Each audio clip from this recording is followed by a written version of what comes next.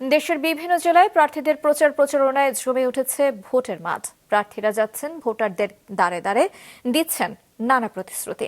Desk রিপোর্টে দেখুন বিস্তারিত। ঠাকুরগাঁ ১ আসনে বিএনপির প্রার্থী মির্জা ফখরুল ইসলাম আলমগীর নির্বাচনী এলাকায় গণসংযোগ, সভা, লিফলেট বিতরণ সহ নানা কর্মসূচিতে কাটাচ্ছেন ব্যস্ত সময়। বিকেলে সদর উপজেলার চিলারং ইউনিয়নের মোনালী বাজারে নির্বাচনী গণসংযোগে তিনি বলেন, নৌকার সমর্থকরা যারা অন্যায় করেনি, আমরা তাদের বুকে টেনে নেব। আপনারা কোনো চিন্তা করবেন না, আমরা আছি আপনাদের সঙ্গে। যারা অন্যায় করছে তাদের শুধু শাস্তি হবে, যারা অন্যায় করেনি সাধারণ মানুষ তাদেরকে আমরা আমাদের বুকের মধ্যে রেখে আসবো। দুপুরে চট্টগ্রাম নগরীর সল্টগোলা এলাকায় নির্বাচনী প্রচারে অংশ নেন চট্টগ্রাম ১১ আসনের বিএনপির প্রার্থী আমির খুসরু মাহমুদ চৌধুরী। বলেন, আস্থা তৈরি না করে কূটকৌশলের আশ্রয় নিলে জনগণ তা প্রতিহত করবে।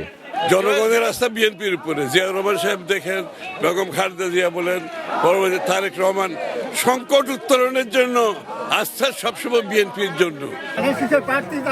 দিনাজপুর ৬ আসনে বিএনপির প্রার্থী ডাক্তার AZM জাহিদ হোসেন প্রচারে অংশ নেন নির্বাচনী এলাকায়।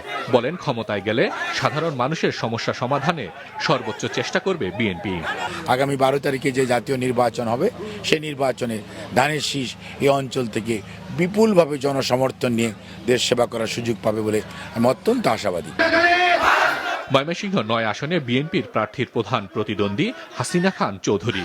মনোনয়ন না পেয়ে বিএনপি থেকে বেরিয়ে হাস প্রতীকে নির্বাচন করছেন তিনি। এদিকে কাল উত্তরবঙ্গে নির্বাচনী সফরে যাচ্ছেন বিএনপি চেয়ারম্যান তারেক রহমান। দুপুরে রাজশাহী মাদ্রাসা মাঠে নির্বাচনী জনসভায় অংশ নেবেন তিনি।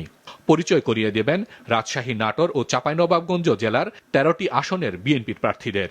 এই সমাবেশ একটি বিশাল মাদ্রাসা মাঠ হয়ে সমগ্র রাজশাহী মহানগরী জুড়ে একটি মহা জনসমুদ্রের রূপ লাভ করবে। আগামী ১২ ফেব্রুয়ারি নির্বাচনে ইনশাল্লাহ আমাদের এই অঞ্চলের জনগণ ইনশাল্লাহ ৩৯টা আসনে ইনশাল্লাহ সর্বময় বিজয় সুনিশ্চিত করবে। রাজশাহীর সমাবেশ শেষে নওগাঁ ও বগুড়ার জনসভায় বক্তব্য রাখবেন তারেক রহমান।